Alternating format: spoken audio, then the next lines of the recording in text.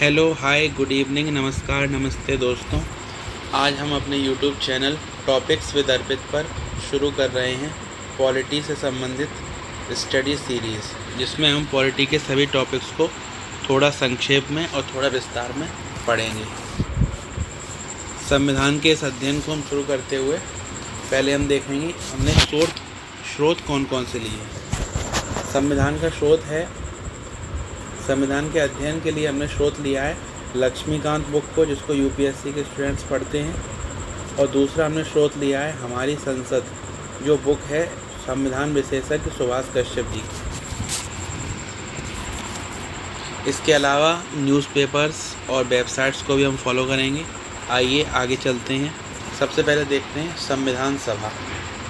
संविधान सभा को जानेंगे पहले।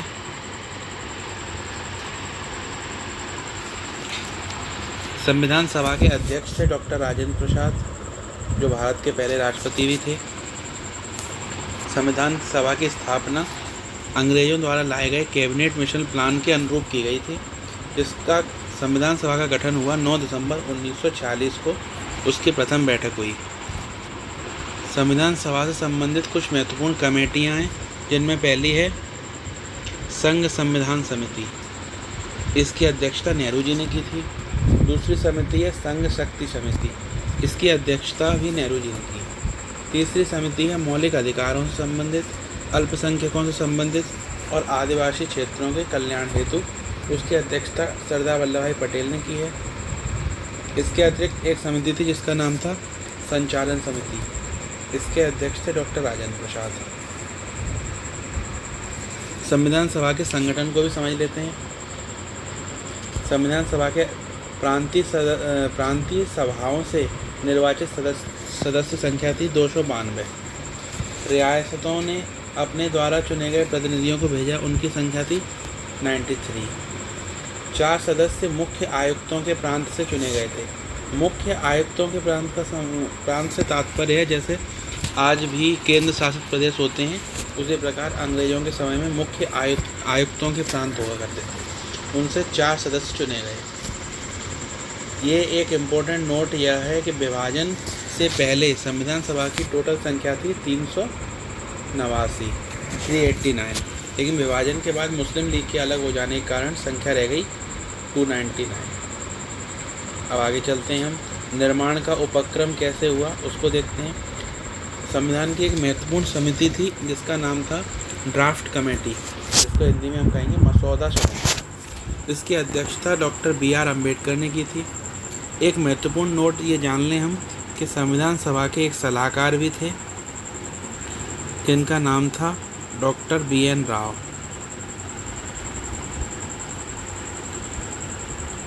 इनके संबंध में वरिष्ठ पत्रकार राम बहादुर राय जी ने कहा है कि ये संविधान के ऑथर थे और डॉक्टर अम्बेडकर संविधान के आर्किटेक्ट थे, यानी शिल्पकार। अब जानते हैं ड्राफ्ट कमेटी में कितने सदस्य थे। ड्राफ्ट कमेटी में टोटल 7 सदस्य थे, जिनमें थे एक N गोपाल स्वामी आयंगार, एक थे अल्लादी कृष्ण स्वामी अय्यर, एक थे KM मुंशी जी, एक थे सैयद मोहम्मद सादुल्लाह, एक थे TT कृष्णामाचारी जी। एक महत्वपूर्ण नोट है डॉक्टर सच्चिदानंद सिन्हा, ये संविधान सभा के अस्थायी अध्यक्ष थे। यह प्रश्न यूपीएससी 2024 के प्री में भी पूछा गया है। अब जानते हैं संविधान का एक संक्षिप्त परिचय।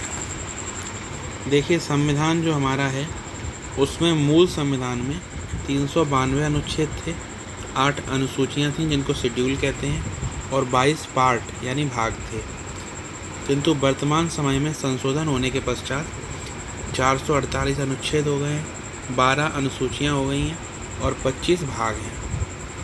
संविधान का निर्माण 26 नवंबर 1949 को संपन्न हुआ है, किंतु सभी स्वरूपों के साथ संविधान लागू हुआ 26 जनवरी 1950 को। एक महत्वपूर्ण बात हम और जान लें इसके साथ ही कि वर्तमान में संविधान के संशोधन हो चुके हैं, उनकी संख्या है 106। और 106वां संशोधन किसका हुआ है? 106वां संशोधन है नारी शक्ति बंधन अधिनियम, जिसके द्वारा महिलाओं को लोकसभा एवं राज्यसभा में आरक्षण दिया गया है। अब हम जानेंगे प्रस्तावना को। प्रस्तावना संविधान का सबसे महत्वपूर्ण अंग है, क्योंकि इसके द्वारा संविधान का दर्शन पेश किया गया है। संविधान हमारा क्यों लिखा गया, संविधान के उद्देश्य क्या हैं, संविधान का मंतव्य क्या है। अगर हमें इसे जानना है तो हमें क्या पढ़ना चाहिए, प्रस्तावना। प्रस्तावना का जन्म होता है नेहरू जी द्वारा 13 दिसंबर 1946 को उद्देश्य प्रस्ताव प्रस्तुत किया गया था, उसी से प्रस्तावना का जन्म होता है। और प्रस्तावना के लिए एक महत्वपूर्ण बात यह है कि प्रस्तावना पूरे संविधान के निर्माण के पश्चात बाद में उसमें जोड़ी गई।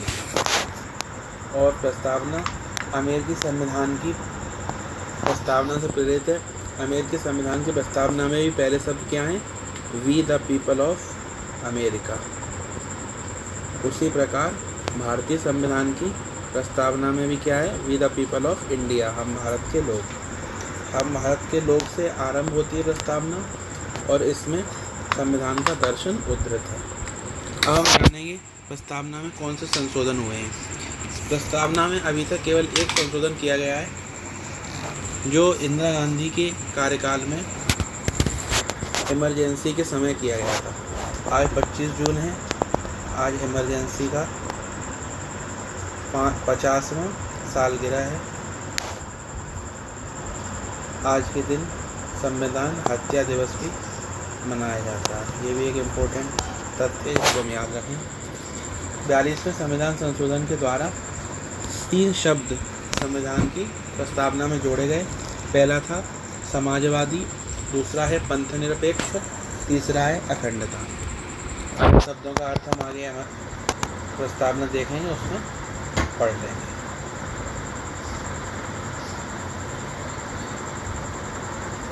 अब इससे देखते हैं संबंधित सुप्रीम कोर्ट के केसेस। पहला केस हुआ था बेरूवारी केस। इस केस की कहानी ये है कि विभाजन के पश्चात पाकिस्तान और भारत में एक संधि हुई, जिसमें पाकिस्तान के कुछ क्षेत्र, पूर्वी पाकिस्तान के कुछ क्षेत्र और भारत में पश्चिम बंगाल के कुछ क्षेत्रों का और असम के कुछ क्षेत्रों का आदान प्रदान होना था, जिसके संबंध में सरकार ने सुप्रीम कोर्ट में एक याचिका दाखिल की और पूछा कि इस विधि को क्रियान्वित करने के लिए हमें कौन से क्रियाकलाप अपनाने पड़ेंगे। तो सुप्रीम कोर्ट ने जो निर्णय सुनाया उसमें उन्होंने कहा, सुप्रीम कोर्ट ने कहा कि आपको आर्टिकल 368 के तहत संशोधन करना होगा, तभी आप अपने देश का कोई भाग किसी अन्य देश को दे सकते हैं। और एक महत्वपूर्ण बात इसमें यह कही गई कि प्रस्तावना जो है वो संविधान का भाग नहीं है, इसीलिए अभी हम इस केस को पढ़ रहे हैं। और संविधान का भाग नहीं है, इसलिए प्रस्तावना में संशोधन भी नहीं किया जा सकता। दूसरा केस महत्वपूर्ण हुआ केशवानंद भारती केस। इसको तो सभी स्टूडेंट पढ़ते ही हैं। इस केस में कहा गया कि प्रस्तावना संविधान का भाग है और उसमें संशोधन हो सकता है। तीसरा एक महत्वपूर्ण केस है मिनर्वा मिल्स केस, जो 1980 में हुआ। इसमें कहा गया कि प्रस्तावना संविधान का अपरिहार्य भाग है, vital part of the constitution. और एक केस हुआ है LIC केस, उसमें भी कहा गया है कि संविधान की प्रस्तावना संविधान का अभिन्न अंग है। अब हम कुछ कथन देख लेते हैं जो संविधान की प्रस्तावना से संबंधित हैं, जो विद्वान द्वारा कहे गए हैं। पहला कथन है नानी पालकीवाला द्वारा। उन्होंने प्रस्तावना को संविधान का पहचान पत्र यानी ID कार्ड बताया। अब किसी व्यक्ति की पहचान कब होती है, जब उसका ID कार्ड देख लेते हैं। उसी प्रकार प्रस्तावना के बिना हमारा जो संविधान है वो पहचान विहीन हो जाएगा। दूसरा कथन है KM मुंशी जी का, जो ड्राफ्ट कमेटी के सदस्य भी थे। इन्होंने संविधान की प्रस्तावना को भारत की राजनीतिक जन्मपत्री बताया है। अब आइए संविधान की जो प्रस्तावना है, जिसको हम उद्देशिका भी कहते हैं, उसके शब्दों का अर्थ समझ लें। देखिए, पहले है हम भारत के लोग, यानी कोई नेता, कोई अभिनेता, कोई सांसद, मंत्री, विधायक, सरकार, प्रधानमंत्री, राष्ट्रपति, ये लोग नहीं। हम भारत के लोग यानी भारत की संपूर्ण जनता अपने संविधान की प्रस्तावना तैयार कर रही है। तो भारत की जनता अपने संविधान को कैसा बना रही है और भारत को किस रूप में देख रही है। तो पहला विशेषण दिया संपूर्ण प्रभुत्व संपन्न, यानी अपने निर्णय में संपूर्ण स्वतंत्रता। भारत कोई भी निर्णय लेगा तो उसमें पूर्ण स्वतंत्र होगा, किसी का भी उस पर कोई दबाव नहीं हो सकता। दूसरा विशेषण दिया है समाजवादी। ये 42वें संविधान संशोधन द्वारा जोड़ा गया शब्द है। इसका अर्थ सुप्रीम कोर्ट ने अभी बताया है हालिया केस में, आय की असमानता मिटाने का प्रयास राज्य यानी सरकार करेगी। दूसरा विशेषण जोड़ा गया पंथ निरपेक्ष। इसका अर्थ भी सुप्रीम कोर्ट ने बताया है सभी धर्म, मत, पंथ और संप्रदायों को समान आदर देना। तीसरा विशेषण जोड़ा गया है लोकतंत्रात्मक, यानी जनता के द्वारा जनता के लिए और जनता का शासन, जो हम सब बचपन में पढ़ते हैं। इसके अलावा एक महत्वपूर्ण विशेषण है गणराज्य। गणराज्य को समझना है तो हमें देखना होगा कि कौन कौन से देश गणराज्य हैं। देखिए, गणराज्य की परिभाषा होती है राष्ट्र का अध्यक्ष प्रत्यक्ष या अप्रत्यक्ष रूप से चयनित हो। भारत में राष्ट्रपति के लिए चुनाव होते हैं, यूएस में होते हैं, फ्रांस में होते हैं, पर क्या यूके में चुनाव होते हैं? नहीं होते। जापान में चुनाव होते हैं राष्ट्राध्यक्ष के लिए? नहीं होते, क्योंकि यहाँ पर किंग का शासन है, इसलिए इनको हम गणराज्य नहीं कहेंगे। किंतु भारत, फ्रांस, यूएसए ये सब क्या है? गणराज्य। अब आगे चलते हैं। गणराज्य बनाने के लिए तथा उसके समस्त नागरिकों को सामाजिक, आर्थिक, राजनीतिक न्याय, संविधान जो है वो अपने समस्त नागरिकों को न्याय देता है। न्याय कौन सा देता है? सामाजिक, यानी समाज में समता, बराबरी। आर्थिक यानी आर्थिक न्याय, सभी को आर्थिक संसाधनों पर बराबरी का अधिकार होना चाहिए। और राजनीतिक न्याय, राजनीतिक प्रणाली में प्रवेश का सभी को बराबरी का अधिकार। अगला देखें, अगला दिया अधिकार स्वतंत्रता का। स्वतंत्रता में क्या कहा गया है? विचार, अभिव्यक्ति, विश्वास, धर्म और उपासना की स्वतंत्रता। हमारे संविधान ने हमें किसी भी तरह के विचार रखने की स्वतंत्रता दी है, अभिव्यक्ति की स्वतंत्रता दी है, विश्वास की स्वतंत्रता दी है, विश्वास यानी फेथ,